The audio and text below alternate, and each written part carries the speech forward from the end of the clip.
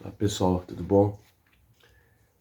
Pessoal, eu queria falar rapidão aqui acabei lendo uma mensagem dessas que passa aleatório assim no nosso Face, nessas redes sociais,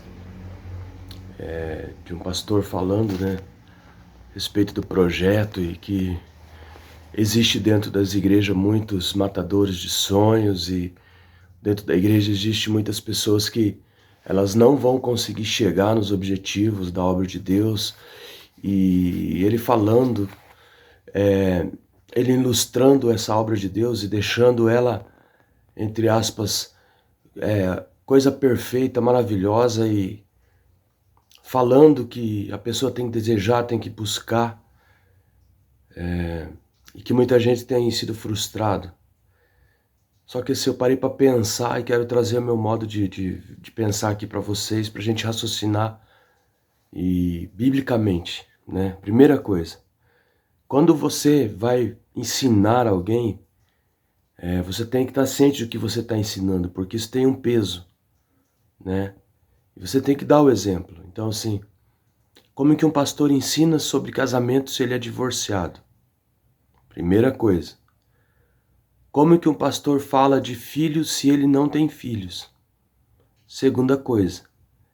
Eu estou dizendo isso tudo, que a primeira base, tudo isso baseado na primeira base da nossa vida, que é a palavra, né? E o que está me intrigando é o seguinte, queridos. Estão vendendo um projeto de obra para pastor, para missionário, que ela é fantasiosa.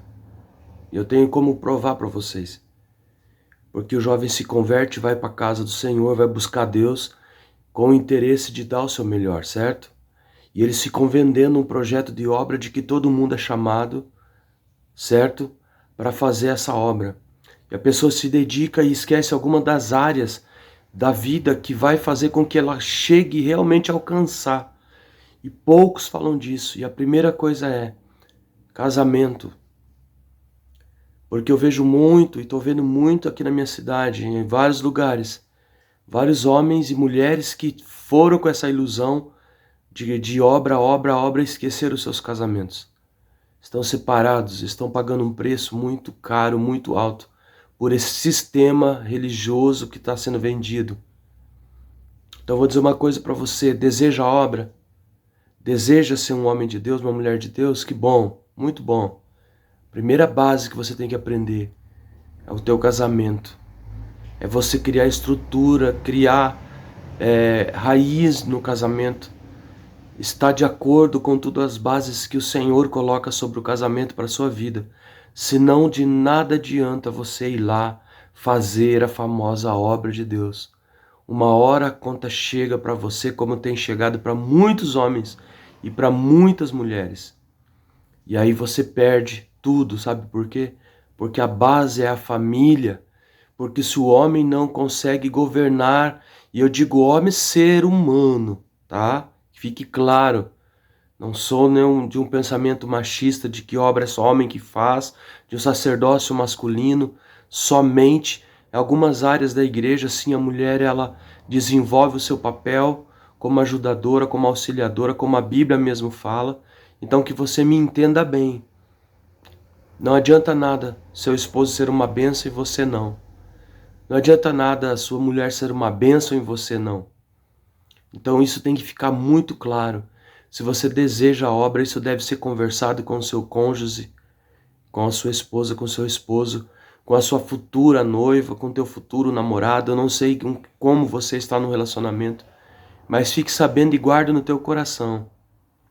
Se você for iniciar a obra de Deus, você pode estar no grau mais elevado e a tua base não for a família, você não cuidar bem dela, a conta vai chegar para você. Então pensa no que eu estou te falando, tá bom?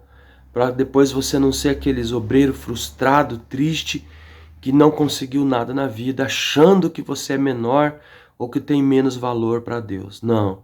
é porque simplesmente você quebrou o princípio.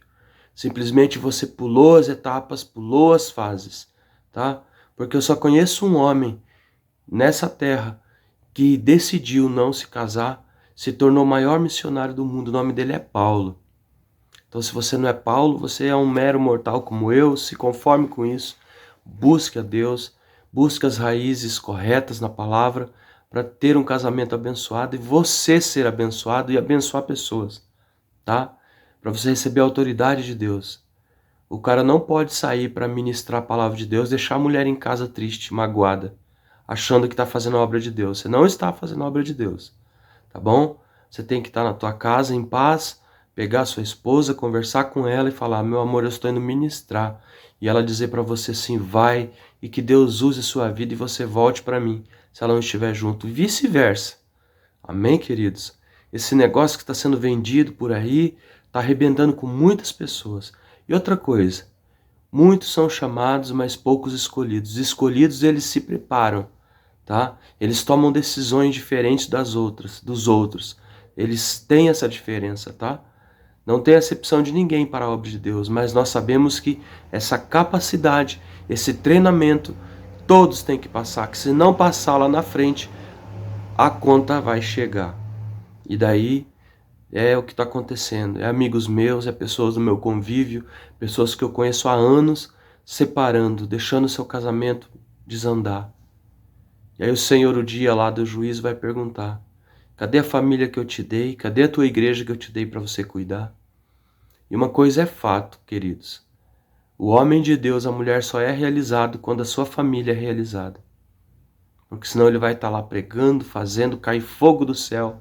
Quando chegar em casa, sua vida é uma desgraça. Vai ser igual o Naamã. Era um cara importante, cheio da armadura, todo, com toda a parafernália de um cara importante, comandante. Todo mundo respeitava, mas na sua casa ele era um leproso, era um derrotado. Então que você seja um vitorioso na sua casa e vitorioso lá na obra que Deus tem colocado na tua mão, seja ela o que for. Seja ensino, seja palavra, seja louvor, seja cuidar de criança, cuidar de idoso, seja fazer trabalho social, seja na rua com morador de rua, não importa o que você esteja fazendo, entenda isso. Se você faz tudo isso e chega em casa e você é um triste, frustrado, derrotado, derrotada, repense esse negócio da obra, tá? O Senhor quer que você se importe com os seus primeiro, depois você sai para fora. Tá? Porque se você não cuidar bem da sua casa, não ama a sua casa, desculpa, você não ama ninguém. Porque a pessoa que tem coragem de sair da sua casa, deixar a sua família padecendo, com a desculpa de que está indo para a obra, desculpa, você não está em obra nenhuma, você está fugindo do propósito que Deus te deu, que é cuidar da sua família, cuidar dos seus filhos, do seu marido, da sua esposa. Então você me desculpa, mas isso não é obra. Não é obra, isso é uma desculpa do diabo para a sua vida, que está arrebentando com a sua vida, e você está aí triste, amargurado, frustrado, achando que Deus não te ama. Só que você precisa se preparar, criar raiz, amar sua família, e eu tenho uma certeza absoluta no meu coração, queridos, quando Deus une as pessoas, Ele une os propósitos. Então na tua casa pode ter mais que um obreiro, não só você.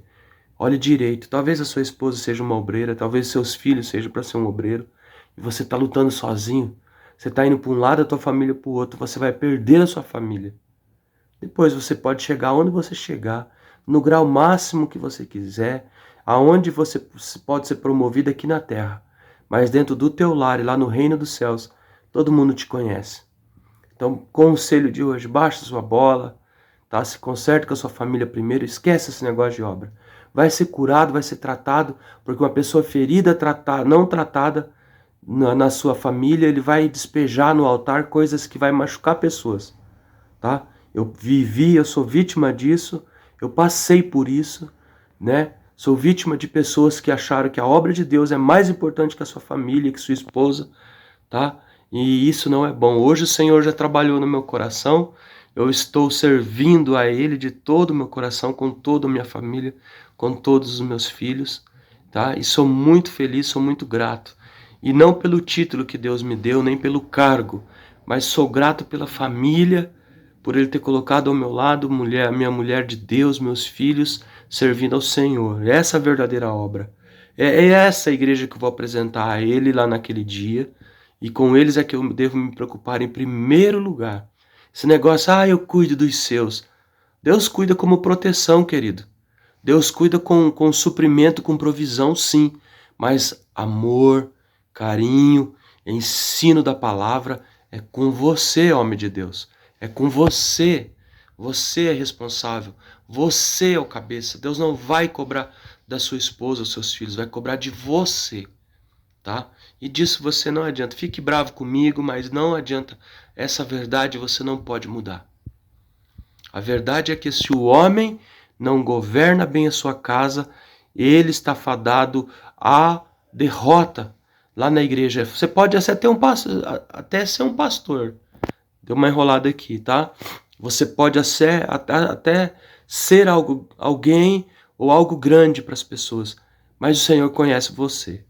E dele você não consegue esconder, tá? Então que você seja um homem de Deus, uma mulher de Deus na sua casa, que os seus filhos tenham prazer de estar ao teu lado, que os teus filhos tenham prazer de ouvir a mensagem que sai da sua boca.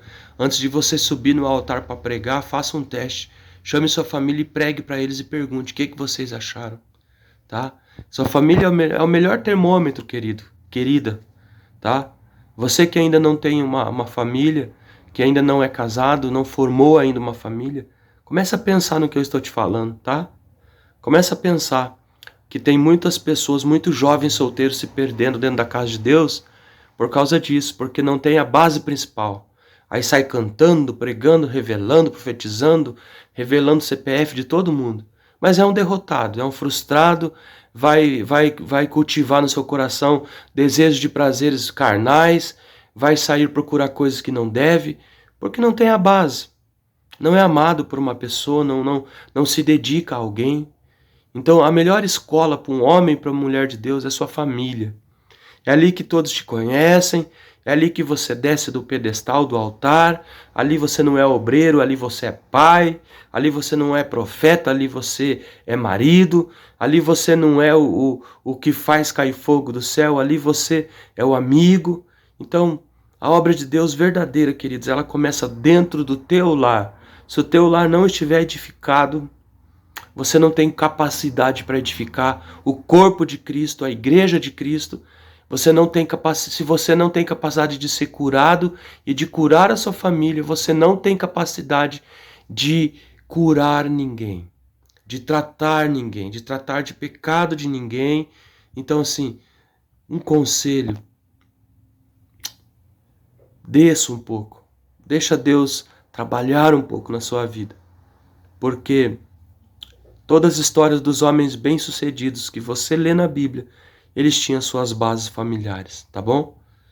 Esse é um conselho baseado no que eu acabei de ler e ver de uma pessoa que eu gosto muito, mas que infelizmente foi por esse caminho. Abriu igreja, tinha família, nunca apoiou, tinha família afastada, tinha família que não o apoiava, tinha uma esposa que estava ao lado, mas não era feliz, e ela acabou deixando ele, indo fazer outras coisas, né? Que não vem o caso aqui, e eu triste, porque tem muitos nesse caso. Muitos pais, maridos, que deixaram a sua família com a desculpa de que estão servindo a Deus na igreja.